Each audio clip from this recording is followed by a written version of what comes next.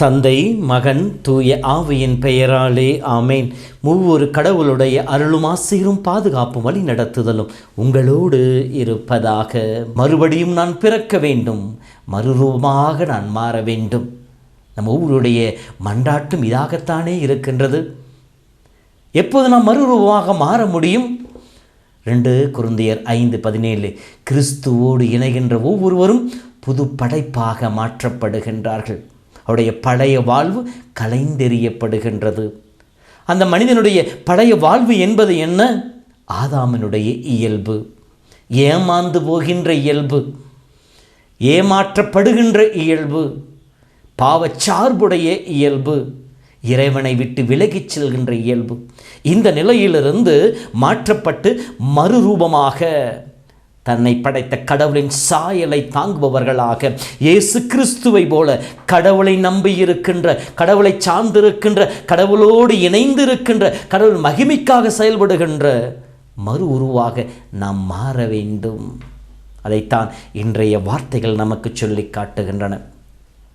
இயேசுவோடு இணையாத வரை சுயநலத்தோடு வாழ்ந்து கொண்டிருந்த மனிதர்கள், தன்னுடைய தேவைகளை மட்டுமே மையப்படுத்தி கொண்டு பிறரை பற்றி அக்கறை இல்லாமல் வாழ்ந்து கொண்டிருந்த மனிதர்கள் கிறிஸ்துவோடு இணைந்தவுடன், கிறிஸ்துவை ஏற்றுக்கொண்டவுடன், கிறிஸ்துவை தங்கள் கடவுளாக அறிக்கையிட ஆரம்பித்தவுடன் வாழ்க்கையிலே மாற்றங்கள் பிறக்க ஆரம்பிக்கின்றன. அதைத்தான் இன்றைய முதல் வாசகம் மிக தெளிவாக நமக்கு சொல்லி காட்டுகின்றது. அனைவரும் ஒரே உள்ளமும் ஒரே உயிருமாயிருந்தார்கள். வேற்றுமை கலைந்தெறியப்பட்டது. கிறிஸ்துவில் திருமுழுக்கு பெற்ற ஒவ்வொருவருக்கும் அவர்கள் கிரேக்கர் என்றோ யூதர் என்றோ இல்லை, அடிமை என்றோ உரிமை குடிமகன் என்றோ இல்லை, ஆண் என்றோ பெண் என்றோ இல்லை, அனைவரும் கிறிஸ்துவில் ஒருவரே என்ற வார்த்தை கேட்டார் போல அனைத்து வேறுபாடுகளும் கலைந்தெறியப்பட்டன. அவர்கள் மத்தியிலே இருக்கின்ற பிரிவினைகள் தகர்த்தெறியப்பட்டன.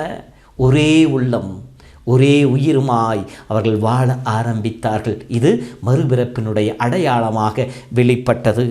இரண்டாவதாக, தங்களுடைய உடைமைகளை அவர்கள் தனதாக கருதவில்லை, சுயநலம் அற்றவர்களாக வாழ்ந்தார்கள். இது என்னுடையது, எனக்கு சொந்தமானது, நான் தான் பயன்படுத்துவேன், எனக்கு மட்டும் தான் வேண்டும் என்று சொல்லி தன்னை மையப்படுத்தி வாழ்பவர்களாக அவர்கள் இருக்கவில்லை. கிறிஸ்து இயேசுவின் மனநிலையை கொண்டிருங்கள் என்று சொல்லி பிலிப்பியர் புத்தகம் 2:5 படிப்பதை போல, உங்களை பற்றி அல்ல பிறரை சார்ந்தவை பற்றியே நீங்கள் சிந்தியுங்கள் என்று அழைப்பாரே, அதை போல தன்னலம் மறந்து தன்னுடைமைகளை தனதாக கருதாமல் பொதுவாக கருத ஆரம்பித்தார்கள். தேவையில் இருக்கின்ற ஒவ்வொருவருக்கும் உதவி செய்தார்கள், முன் சென்று உதவி செய்தார்கள். கேட்கட்டும் என்று சொல்லி காத்திருக்கவில்லை. மறுபிறப்பினுடைய அடையாளமாக இருந்தது. அவர்கள் மக்களுடைய நல்லெண்ணங்களை பெற்றவர்களாக இருந்தார்கள், நல்லவர்களாக வாழ்ந்தார்கள், நன்மையை செய்தார்கள், நல்லதை பேசினார்கள்.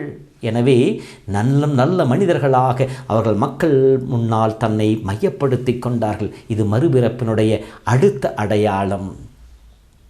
உயிர்த்த ஆண்டவரை வலிமையோடும் வல்லமையோடும் எதிர்த்து போதித்தார்கள், ஏனெனில் அனுபவித்தார்கள். உயிர்த்த இயேசு தன்னோடு இருக்கின்றார், தன்னிலே வாழ்ந்து கொண்டிருக்கின்றார், தன்னிலே இயங்கிக் கொண்டிருக்க என்பதை உணர்ந்தார்கள். எனவே தான் அனுபவித்த இயேசுவை வார்த்தைகளால் எடுத்து எம்ப ஆரம்பித்தார்கள், வல்லமையோடு போதிக்க ஆரம்பித்தார்கள், சான்று பகர்ந்த வாழ்வு வாழ்ந்தார்கள். வெறும் போதனை மட்டுமல்ல, இயேசு தன்னிலே இருப்பதை இரக்கச் செயல்களின் வழியாக, அன்பு செயல்களின் வழியாக, பிறருக்கு எடுத்து காட்டுவதன் வழியாக சான்று பகர்கின்ற வாழ்வை அவர்கள் வாழ்ந்து காட்டினார்கள்.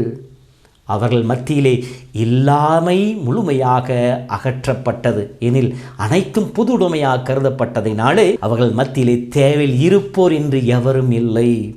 இருப்பவர்கள் இல்லாதவர்களோடு பகிர்ந்து வாழ்ந்தார்கள். இது மறுபிறப்பினுடைய மற்றொரு அடையாளமாக இருந்தது.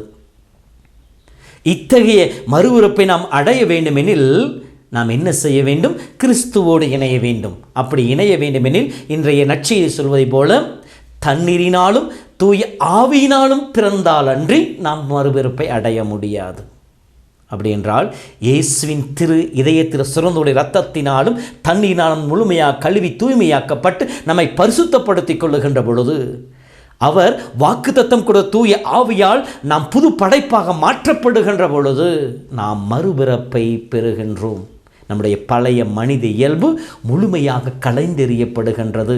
புதிய மனித இயல்பை நாம் அறிந்தவர்களாக, புதிய மனித இயல்பை ஏற்றுக்கொண்டவர்களாக, புது மனிதர்களாக மாறுகின்றோம். அப்பொழுது நம்முடைய வாழ்வு நம்மை சூழ்ந்து இருக்கின்ற மக்களுக்கு ஒரு இருள் மத்தியிலே சுடர்விடுகின்ற ஒளியாக இருக்கும். ஒளியை நோக்கி ஈக்கள் ஈர்க்கப்படுவதை போல நம் வாழ்வு மற்றவர்களை ஆண்டவர் பக்கம் கொண்டு வந்து சேர்க்கும். ஆகவே இப்படி நான் பிறக்க வேண்டும், மறுரூபமாக நான் மாற வேண்டும் என்று சொல்லி பாடினால் மட்டும் பத்தாது.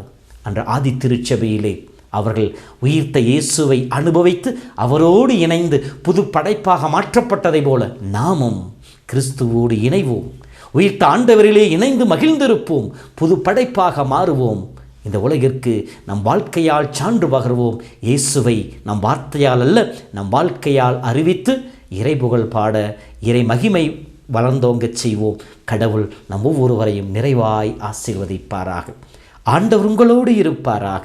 எல்லாம் வல்ல இறைவன், தந்தை, மகன், தூய ஆவி உங்களையும் உங்கள் குடும்பத்தையும் நிறைவாய் ஆசீர்வதிப்பாராக. ஆமேன்.